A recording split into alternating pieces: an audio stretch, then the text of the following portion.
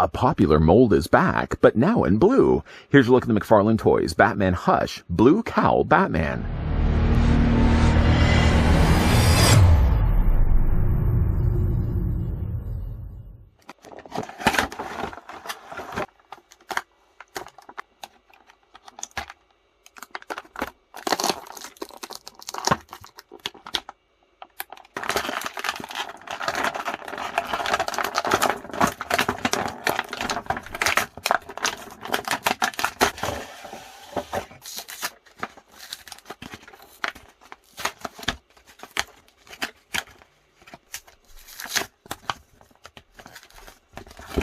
As a child, Bruce Wayne watched as his parents were brutally killed in Gotham City's crime alley. Traumatized by their deaths, he devoted his life to becoming the world's greatest weapon against crime, the Batman. To become the ultimate vigilante, the Dark Knight disciplined his mind and body to reach the pinnacle of mental and physical superiority in his relentless pursuit of justice. Now, before we talk about how good Bats looks in blue, I'd like to first thank the folks over at McFarlane Toys that did come through and did provide this sample of Batman Hush Batman that we could have a look at in this video. Speaking of Hush, this Batman seems to be sharing the same body as the gray and black-bodied Batman that came included the 2-pack along with Hush, to which I'll also bring that figure in so you can see some comparisons in a second. In the meantime, though, let's grab the tape measure just to see how tall the figure stands. Right to the very top of the ears of his cowl I go, clickety-click. The figure of Batman, now in blue, stands a little less than 7 inches in height. He's about 6 and maybe about 6 3/4 of an inch tall, and that works out to be a figure that's 17 centimeters in height. As promised, though, I'm going to slide over the blue and gray version of Batman and bring in the gray and black version of Batman. You can probably already see that they're using the same molds, at least for the torso, the arms, the gloves, and also the lower legs. One of the problems that did face the earlier released gray and black version of Batman was the fact that they didn't finish off the gloves. So a lot of times the people that did get that figure, including myself, you'll notice did get an all forearm black instead of actually cutting off the dividing line of where the glove would stop and the rest of the gray suit would begin. Other than that, though, it does look like they're using the obvious same bodies, though what's different is not only the colors, the changing that between the two figures, but also the blue cowl Batman gets a completely different head sculpt. The accessories for Batman, I'm happy to see, are not just a trading card and a display stand. The figure also comes included with a pair of swappable fists, and he also comes with a pair, I did say a pair, of batarangs. We're going to talk more about that in a moment. First, though, let's backtrack a little bit. The figure comes included with a display stand. This time around, it does seem like it's a lighter color of black plastic that they did use. The DC logo is still printed down below here, and just off neighboring to the corner of that, there's one single peg. That's going to plug into the underside of either one of Batman's boots. Rather interesting, though, about this blue version of Batman is that he seems to stand better than the one I had with the black and the gray. I'll also bring that figure back in as we compare the two head sculpts. So yeah, it's always nice to see a display stand. One thing that McFarlane strives by is always including display stands with actually most of their figures. There's always the few figures that they don't include display stands for, but the majority, they always get themselves display stands. I love the fact that they do that. Move that to the side. Slightly a little more curled, unfortunately. You saw at the beginning of this video, I had a real tough time removing the card from its plastic prison, but I did in fact get myself a Batman card. This is pulled from the pages of Batman Hush. It doesn't seem like it's actually drawn by Jim Lee, one of my favorite Batman artists. But it does, in fact, have art styling here of a Batman from a page of the comic, rather than actually using figure photography. Figure photography is fine and good, but I always like when it comes to displaying trading cards like this, because this was go immediately after this review into a trading card sheet. I like when they actually get the chance to use artwork rather than the figure photography. If I flip it around, though, on the back, stating the obvious, his real name is Bruce Wayne, and then there's 2 paragraphs you can either read for yourself, but it happens to also be the same thing I read at the beginning of this video. What? I did. I read this at the beginning of the video. And it didn't just ooze out of my brain and into my mouth. I actually did read this, the back of the card. I'm going to put that to the side. That will eventually be going in my trading card sheets. As stated, though, the figure comes included with swappable hands. Now, these hands aren't going to be good for holding the next things we're going to be looking at, the 2 included pair of batarangs. But rather, what's nice about this is you get yourself a closed fist, always good for uppercutting the Joker. But he also comes included with the Kryptonite ring hand. I love the fact that they actually took the time to include that. And to swap the hands on Batman, pretty easy, in fact. You just simply hold the forearm, wiggle the hand and remove it from the peg, and then go ahead and just take the hand, making sure you got it on the right side, and plug it into place. I can't help but notice that the peg that actually connects the forearm to the hand seems like it's a slightly lighter blue. It's close enough at least, but it does look a little bit lighter when you catch it under certain light. You can kind of see right there, for example. So Batman does have himself the kryptonite ring. And then, of course, just putting the figure back down here for a second, the figure also comes included with a pair of batarangs. The batarangs look almost like something that Adam West's Batman would be carrying around with him in his giant utility belt. If it was too big to fit in the front, Adam West Batman would simply just tuck it behind between the batarang, or between the utility belt and the back of his cape, like the bat shield. I don't even know how he could be sitting inside a Batmobile with a big giant bat shield. Anyways, either way though, you do get yourselves two batarangs. They seem to be identical to one another. They're molded nicely here in black plastic. And while I really can't now fit it into this hand really isn't really good for holding the actual batarangs. It seems more like a gestured hand than anything else. So if you did want to actually have him displayed with a batarang, he'd actually have to use then this hand. It's funny enough that they actually include two batarangs, but he really only has one hand to actually properly hold the said batarang. So we're going to move those out of the way as well as move those out of the way. Getting a closer look though at Batman now in a blue cowl. Man, what a fantastic figure this is. It took the things I really liked about the original Batman and it improved the things that I thought I pointed out even in the review of that Batman figure, just to then bring in Batman so you could get a closer look at the two figures. I mean, there was nothing really necessarily wrong with the original black cowl version of Batman. If you didn't like the open mouth, for example, the blue cowl version does definitely rectify that, but it does keep a really consistent sculpting of what I feel to be one of the best looking Batman figures we've gotten from McFarlane's team. Body-wise, it looks to be also sharing the exact same bodies. Obviously, fixing the one problem I had with this one being all the black arm. You can see now at least they've painted the line where it divides the glove to the rest of the Batman costume.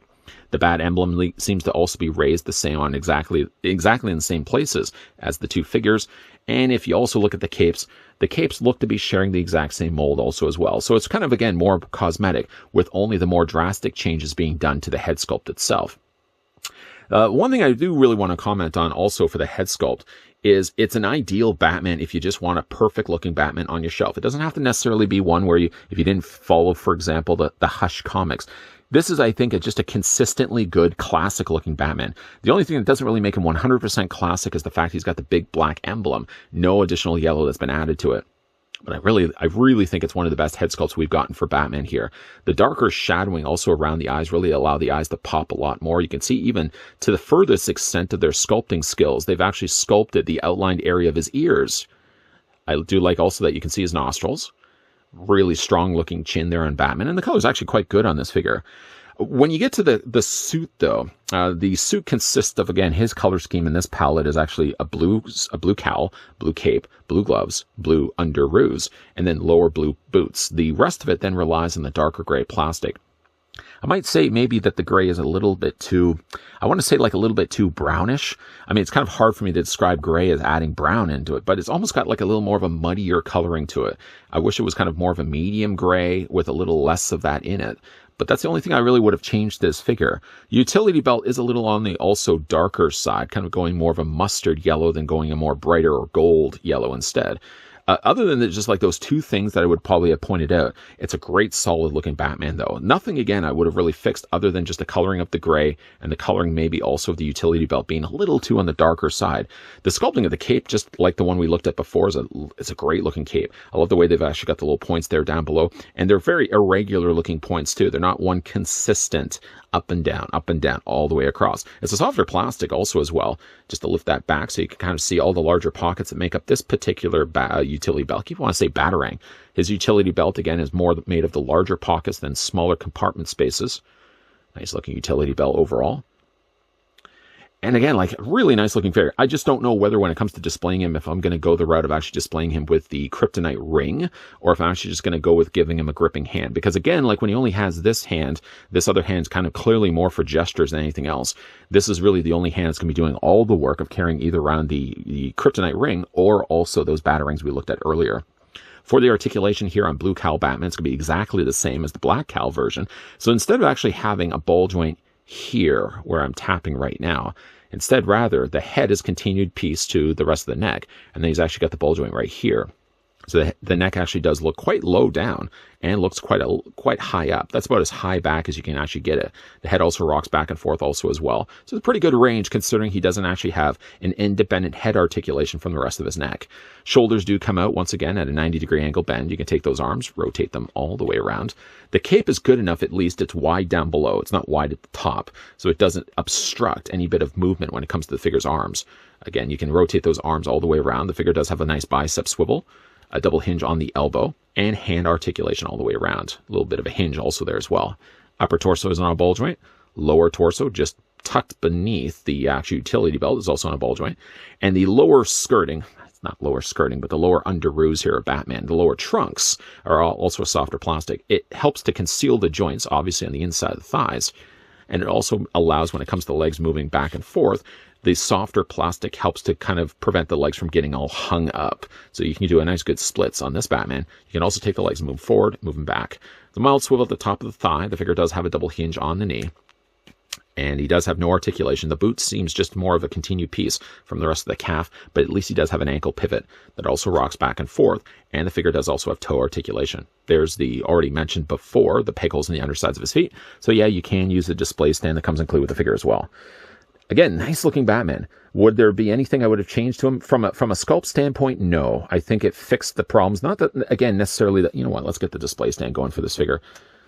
I said earlier that he didn't really have any tough times to stand. He really doesn't, but again, to wrap things up for this review, I know you guys have places to go, people you need to see. Let's get this Batman on a display stand. Great looking figure. And let's grab ourselves an also equal display stand for this black cowl Batman. Plug that onto the undersides of his feet. Do bear with me. There we go. Yeah, again, not that it was necessarily the case where the black cowl Batman had anything really wrong with him. Again, I know when it came to producing this guy in the factory, there was the problem, again, when it came to his arms being all black plastic.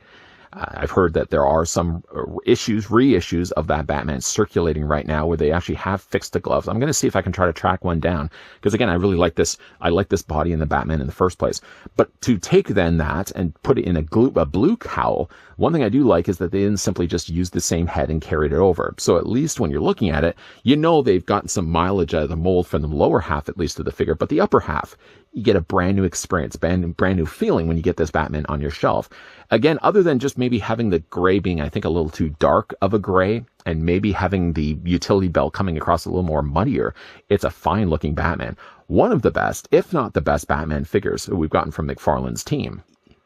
Even though this Batman is pulled from the pages of Hush technically, he also serves as a great stand-in for just a classic-looking Batman on the shelf. In fact, just to think of all the Batmans we've looked at here on this channel, there has been quite a lot. This one, I think, is the closest thing that I could say is if you want a classic-looking Batman, this one fits the bill perfectly. Other than maybe just changing out the emblem, but really now that they've got this particular head sculpt as part of their inventory of molds, it's not to say that they couldn't even lighten the colors even that much further and change the emblem on the front of Batman's chest to being something a little bit more classic in the yellow oval. That would be a figure I would certainly love to see because, again, I really like the mold. I liked this mold initially when we looked at the black cowl version of Batman. Problems aside of whatever the figure had at the time that we looked at that figure, but I think they have certainly improved upon it by giving us a Batman that gives us also a more neutral expression. If you're one that likes to collect your figures and don't necessarily like big expressions on the faces of your figures, this Batman does a pretty good job for that, kind of pulling back a little bit of the rage that's expressed in his face and rather just giving us a more somber looking Batman instead. Now I've got him obviously here in final looks displayed with his kryptonite ring in his hand. I don't know if this is a long-term plan. I mean, ultimately with having such great looking batarangs, getting two actually, which is kind of strange really considering he only has the means to hold it in one of his hands, but at least I've got a backup if I happen to lose one. Now I'm going to jinx myself by saying that. But I think I'm probably going to be ultimately displaying him with a batarang, or maybe I might even just use that batarang with another Batman figure we've gotten before that didn't come included with a batarang, like maybe even, for example, the black cowl version of Batman. Either way, though, the good thing about this figure also is that he's sold on his own. So if you aren't one that wanted to get the Batman because you didn't really want to invest in getting a 2-pack that came included with a Hush that you would never display on the shelf, this is a great Batman not only for the way he looks, but also for the fact he's sold singularly. What do you guys think of the figure? Let me know down below in the comments section. And once again, a big thank you to the folks over at McFarlane Toys that did provide this sample of what I think to be one of the best looking Batman figures we've gotten, the blue and gray cowl Batman, or the blue and gray costume Batman from Batman Hush. Certainly as well, if you enjoyed this video, I want to hit it with a like. If you're loving the content you guys are seeing and certainly do want to stick around for more, Just an FYI, though, I'm just going to whisper this in your ear. We are going to also be looking at, maybe that's not so much a whisper. We are also going to be looking at some more DC Multiverse figure reviews. So if that's the kind of thing you like to come to this channel for, then make sure, yes, that you're hitting the subscribe button down below, that yes, you're also turning on the bell notification, and that yes, you're also coming back here on a regular basis. As always, guys, thanks for watching. See you guys next time.